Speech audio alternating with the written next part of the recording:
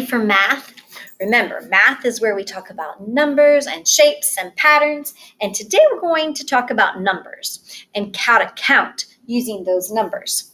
And basically we're doing the same thing that we did yesterday. We're just getting a little bit more practice with it. So in this first picture, they're counting the number of children there are in that picture.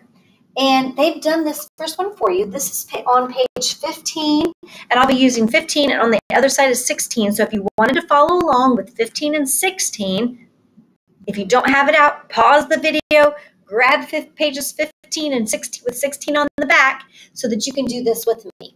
All right? Now, let's count these children.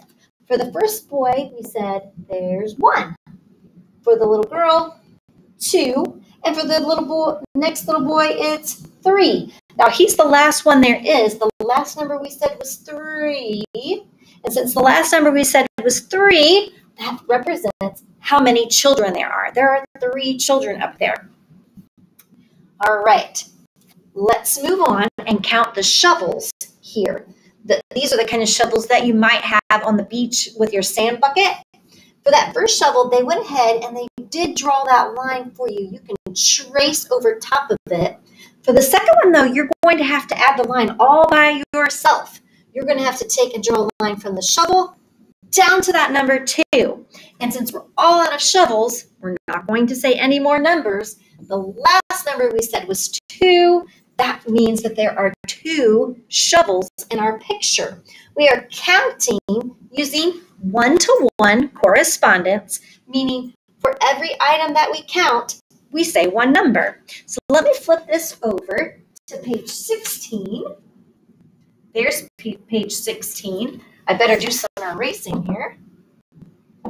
There we go. Now, I feel like I'm at the beach. We counted shovels, and now we're counting beach balls and sand pails. So let's go ahead. Start with the beach balls. They did the first one for you with that dotted line that they drew there between our first beach ball and our first number 1. All right. Now you have to practice adding the lines. Now we go to the next beach ball and we say 2. The next one we say 3.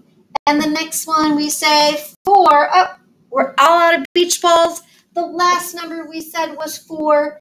That means that there are 4 beach balls. All right, sand bucket time. I think we're ready to make a sand castle. There are no lines at all, so you're doing this one all on your own. Taking and drawing a line from the first sand bucket down to that number 1. 1. Let's count the next one. 2. And then 3. We're all out of sand buckets. The last number we said was 3. So that means that there are 3 sand buckets in this picture.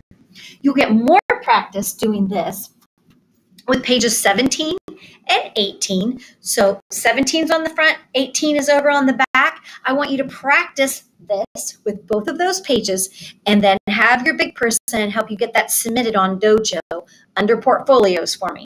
All right? Good job and happy counting.